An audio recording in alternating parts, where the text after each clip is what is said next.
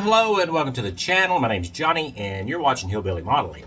And this is going to be part 4 of our Heinkel He162 A-2 Salamander by Tamiya in 1/48 scale. And we're going to pick up right where we left off in the last video, which is the working on the engine. We have a display engine that sits on a field maintenance stand, and we're going to go ahead and do that and get that taken care of. And along with the we're going to start preparing the fuselage for paint, and that it's going to include masking our canopy and windscreen. So working with clear parts, as you know, can be a little tricky. So anyway, we're going to go ahead and jump down to the bench and get to work on this. Okay, so here we go with our engine parts. Now we'll set our engine aside for now, and also those engine covers as well as the nacelle that goes on top of our aircraft. And we need to transfer some parts here. So we're going to start by setting aside those parts that aren't going to get painted. They're going to be left in the black. And then we're just going to go ahead and transfer over onto our sticky side up painter's mask tape the parts that we need to paint in the AS12 color. As you can see here, I have those all separated. And one of the things that I'm going to go ahead and do is I'm going to just take my permanent marker here and write AS12 on it, and then probably come on down and write bare metal, because that's the color that it's supposed to represent. So we're going to have several different metallic silver colors on this engine, so keeping that straight is kind of important so that we're not painting it the wrong color. So a quick look at our instructions here. And you can see on the main body of the engine where we have, they call it a flat aluminum, but we're going to be using something a little bit different for that. But we're going to have to prepare this for painting because we've got it black, and some of these areas are left black. So the first thing we're going to do is we're going to mask off all the areas going to be left black. And so I am using the Tamiya mask tape here, and this is the 6mm, and I'm just going to mask off those areas that we don't want to be painting at this time, because these areas are supposed to be black according to the instructions. And if we do a good job with our masking, then we're not going to have to go back and do any touch-ups or do any repainting. So that's kind of the goal here. And remember now, when it comes to painting, the best insurance you can have for a successful painting job is to do the preparation and take your time with it.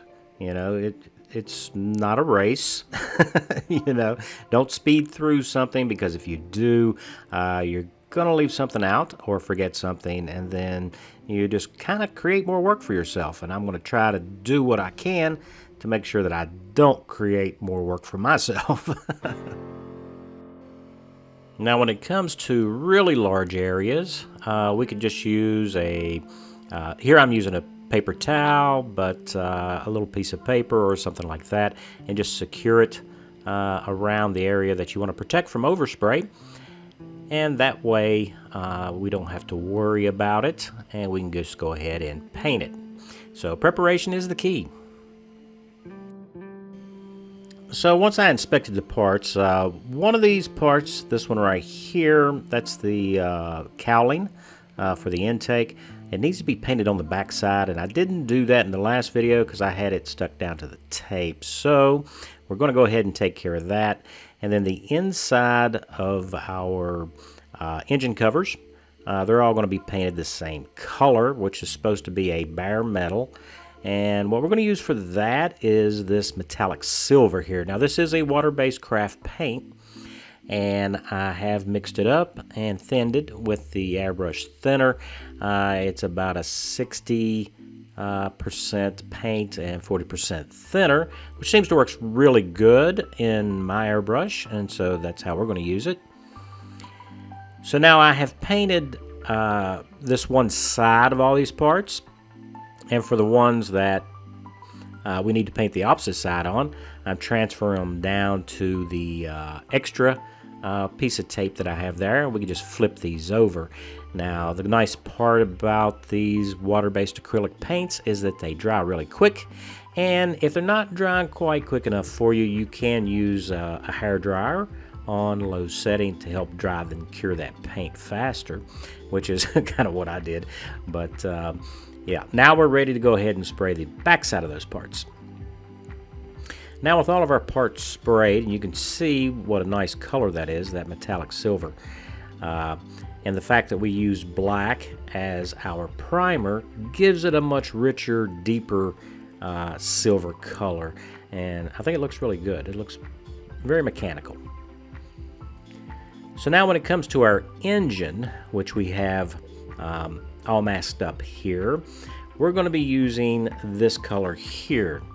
Now this is galvanized tin, which is also a craft paint, water-based acrylic, and of course I will thin that as well. And you can tell that it is very dark, but once it's painted on and it dries, it's not as dark as it looks here in the bottle. But this is the color we're going to be painting in place of what they call the flat aluminum. And as you can see there, it's a nice metallic color for us. And I think these different metallic silvers are, and grays are going to give us some real nice contrast there when we start to put this thing all together. So of course, the reveal part, which is I always enjoy taking the masking tape off, especially when everything comes out well. Now, not too happy about it if it doesn't, but here we got lucky, and because we did take plenty of time and make sure that we masked everything carefully, so everything is looking really good. We got nice straight clean lines, so that's gonna really look good. So we do have a little bit of detail painting to do, and this is a bracket that goes on top of the engine, and I'm just going to put this clamp on it right here, a spring-loaded clamp, just to hold it into place, and I won't be dropping it. And we're going to be using this Model Masters Chrome. Now that's an enamel paint, and you don't want to mix up your enamels and your water-based paints, especially when it comes to what brushes you use and what the medium that you use to clean the brush, of course, because with enamels we're going to have to use enamel thinner. But you can see there that this chrome really stands out on this black, sort of like a cross member or a gearbox or something. But anyway, it's some sort of an accessory drive. I think it drives the fuel pump, but I'm just kind of guessing there. But as you can see, that chrome really, well, it really shines. That's what chrome is supposed to do, isn't it? So that's going to look really good. Also, there's this little accessory box here on the side of the engine, and we're also going to paint it with the chrome as well. Now, do keep in mind that later on we will be using a flat acrylic clear coat over top of all this, and that's going to really cut down on the shine of the chrome. However, it's going to be a really nice metallic contrast here between all these colors. Now once our paint's dry, we can go ahead and start assembling some of this, and we're going to start off with this is some sort of a manifold, and I don't know if it's a fresh air manifold or what it is. I'm not really a jet engine expert, so but it does go right up next to the intake. So we'll just go ahead and glue that on. It has two little pins and two little corresponding holes that holds it. And then for the opposite side, we have this wedge-shaped key that's going to go into the mating slot for it. So you can't really get these parts wrong. They're only going to go one way. And I'm just using the Tamiya Extra Thin to glue these parts together because there's not a high stress area, and I'm not really worried about these parts falling off. At least I hope they don't fall off. I think it's going to be fine. And so we're going to continue on with putting on some more of these engine parts. There's a little can of some kind that goes right behind that manifold. And so we're just going to glue that into place. And that looks pretty good. And I do like the contrasting colors we got going on there. It's going to look really good when we get everything together. So back to this black, I don't know if it's like a gearbox of some kind. Anyway, we have a couple of pieces to put on it. One of them appears to be some sort of pump. It's probably a fuel pump. You know, it kind of looks like an air compressor, but in reality, it's probably just a fuel pump.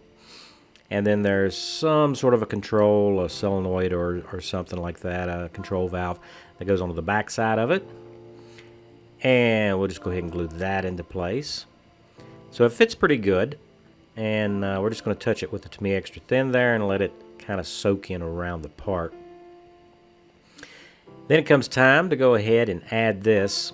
I just felt it was easier to put those accessories onto that part before we attached it to the engine. But it is kind of a tight fit because of all the paint, of course. But we're just going to press that down into place. And there we go. It's looking really good. Now we do want to come back and check our alignment here to make sure we didn't get anything out of line, because pressing down on it there, I think I did move that compressor or the fuel pump a little bit. So just want to make sure that everything looks correct before we set it down and let that glue set up. So we have another structural element here that goes on top, and I think that one is for lifting because it does have a center hole in it. And we're just going to glue that down into place. Nothing hard to do there. And now it's time to go ahead and put our intake cowling on. So I have scraped away the paint from those adjoining surfaces, and then it's also keyed so that we're not getting that cowling upside down or offset any. And we just want to look straight down the center of it and make sure that it's all in alignment with the rest of the engine. And that looks pretty good.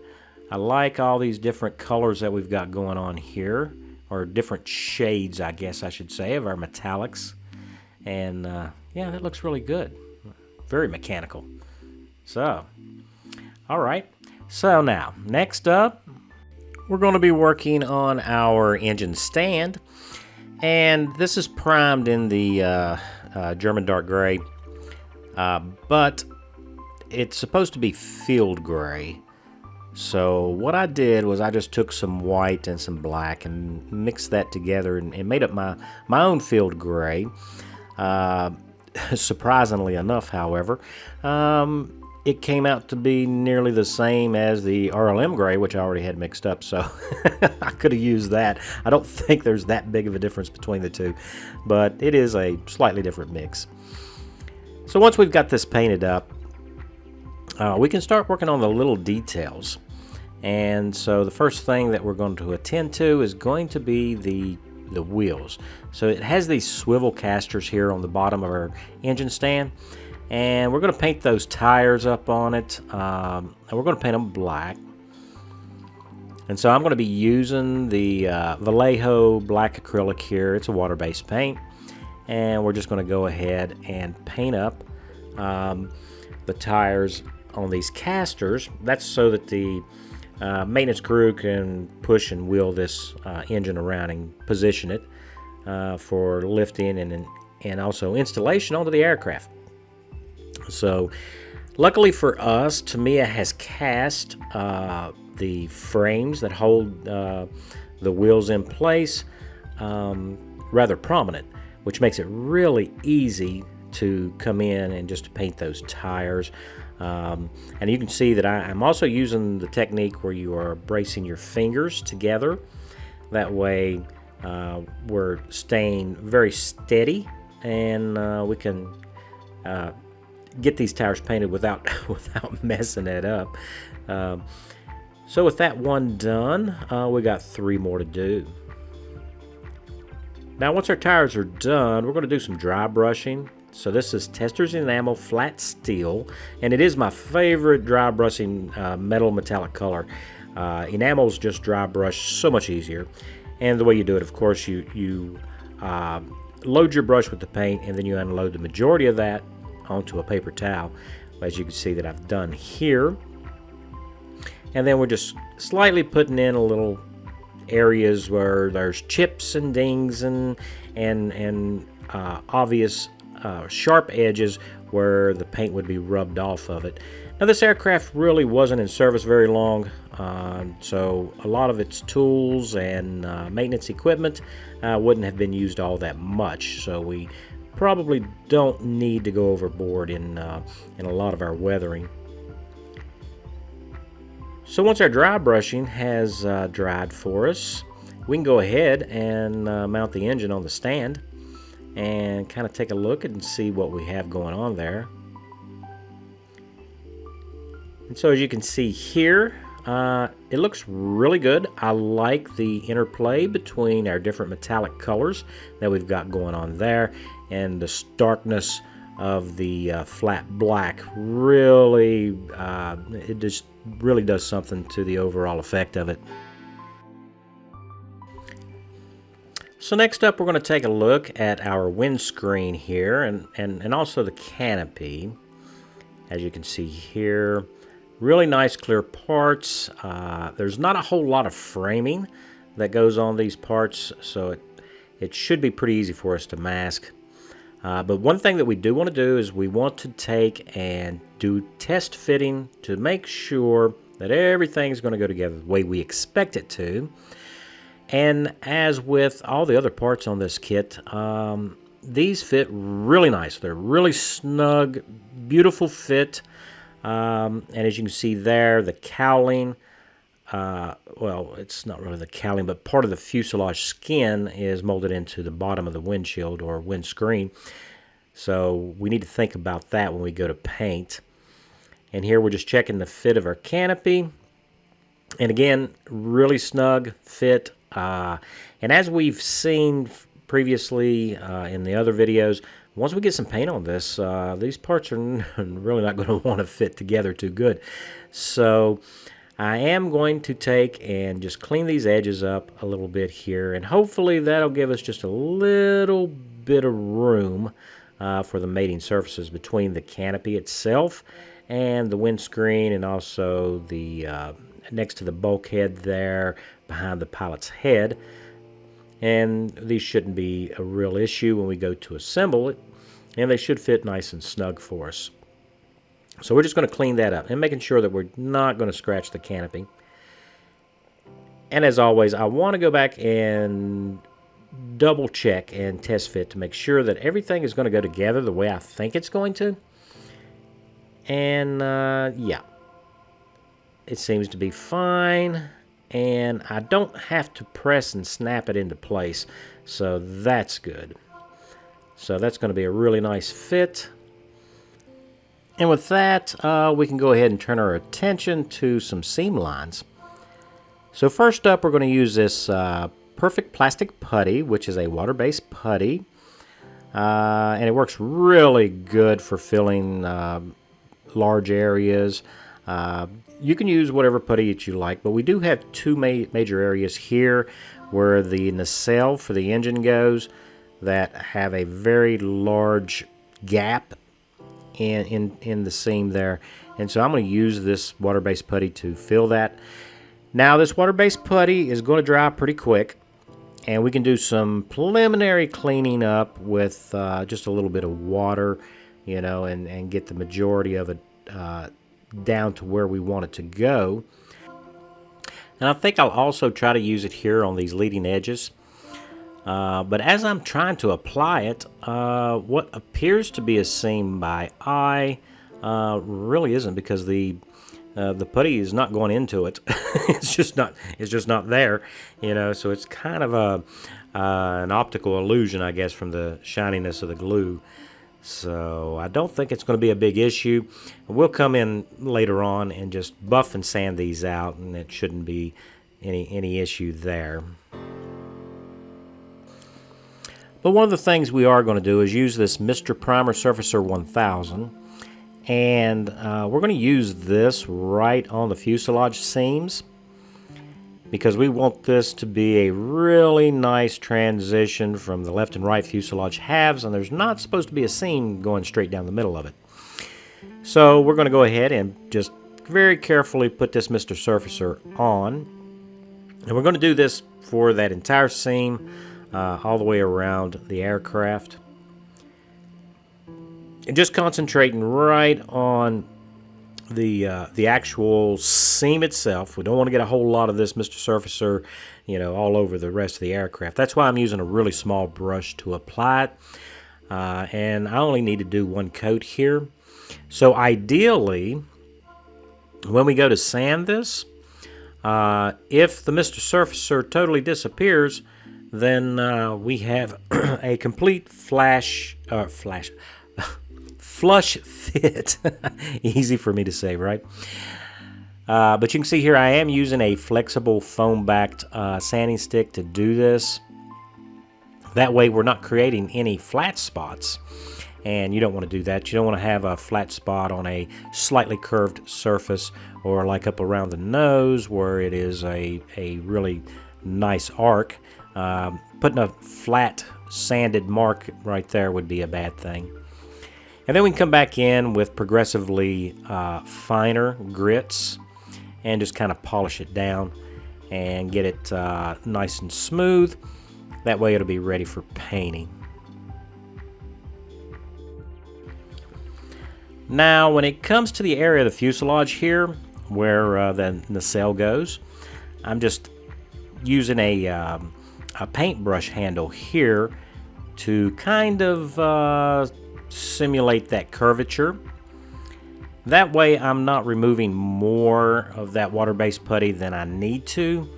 I just need it to be a nice curved or concave area, and if I was to try to use a Q-tip or something soaked in water on it right here, what I would probably end up removing too much. And so in this case I'm just going to use this brush, which is going to hold our sandpaper just in the right contour that it needs to be, and then we'll just clean that area up. And that looks pretty good, so that should look nice under paint.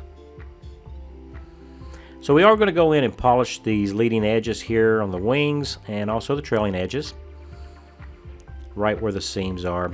And both the wings are two pieces. There is a top and a bottom, so we do have a seam, but it's just right on the leading edge and right where the flaps are at. So we'll just polish that down for us, and that'll get it all ready for paint.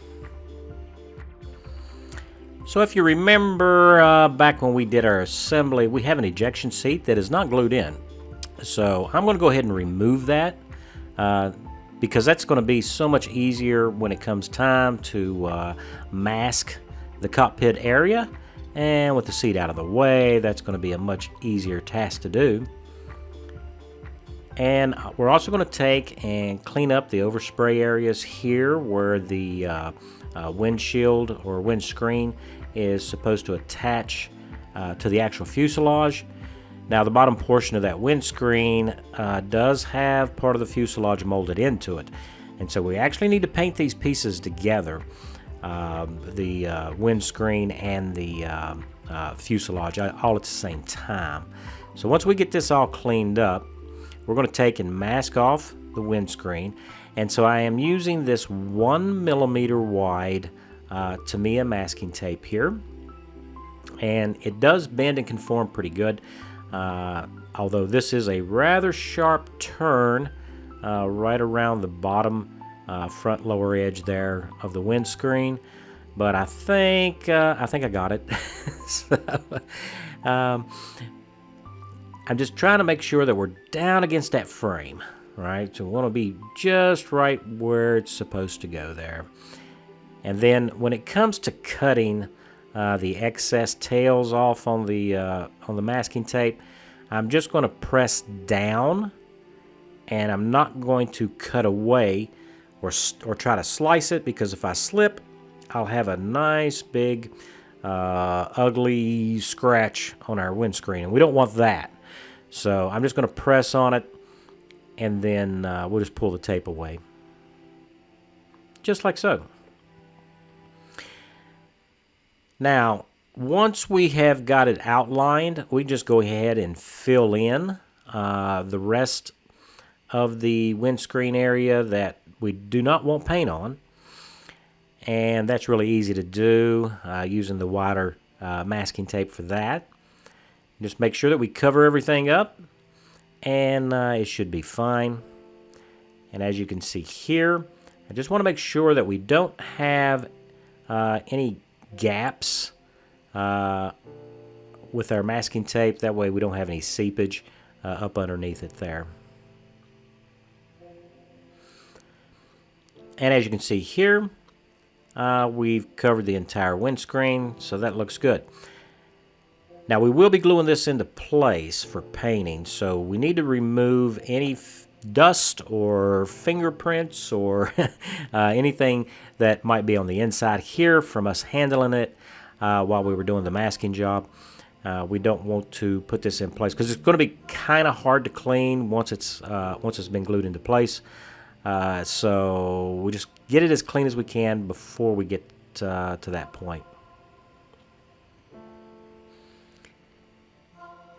Now this is the canopy, and it has fairly easy angles to mask, so I won't put you through that masking phase, but I will show you this. With it all masked up, I do use a large piece of masking tape to protect the inside of our canopy, because we'll be spraying this separately and off the aircraft. So we want to protect the inside. So here is that section of cowling, well, not cowling, but fuselage, underneath the front of the windscreen there. That needs to be painted the same color as the aircraft, along with the rest of the framing.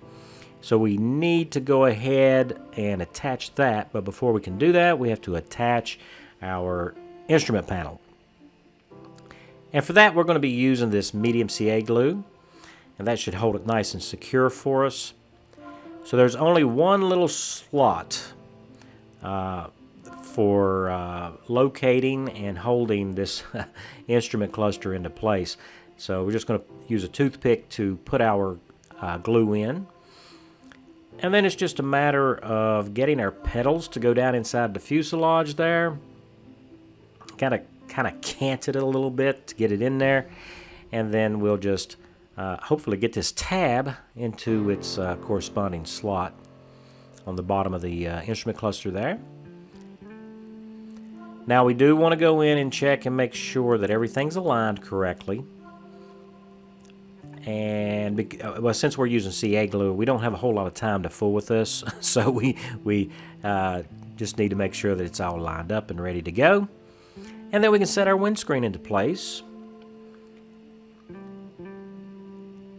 And once we get it set down, I am just going to use the Tamiya Extra Thin to glue it into place here and join it to the fuselage. Now, one word of caution, make sure that you do not get the Tamiya Extra Thin on your mask tape, okay? Because it will wick around the edges and up underneath it, and it will mess up your clear canopy. So you want to be extra careful when it comes to that, because the last thing you want to do is, after all this work, you know, get a little sloppy here, and then we'll have a ruined canopy. So once we get the glue on it, just make sure that it is fully seated, and then we'll just set it aside and let it go ahead and fully dry. So here's where we're at in the build so far. We've made a lot of progress. So next up, we'll be doing the masking of the landing gear bays. And then we'll be spraying some paint, so that'll have to be in the next one. Okay, so that's going to wrap up part 4. we got the engine done, and it's sitting on the stand, and we got those clear parts, the windscreen and the canopy, all masked off, ready for painting, which is going to be in the next video. So you're not going to want to miss that. Special thanks to all my subscribers. It's because of you guys that I continue to make these videos, and I hope that you enjoyed this one. And if you're new to the channel and you're not a subscriber, I hope that in this video that I earned your subscription. And if you have any comments for me, make sure you leave them down in the comments section. I read every single one, and I try to answer every single one. So until next time, guys, you guys stay safe, and I'll see you in the next one.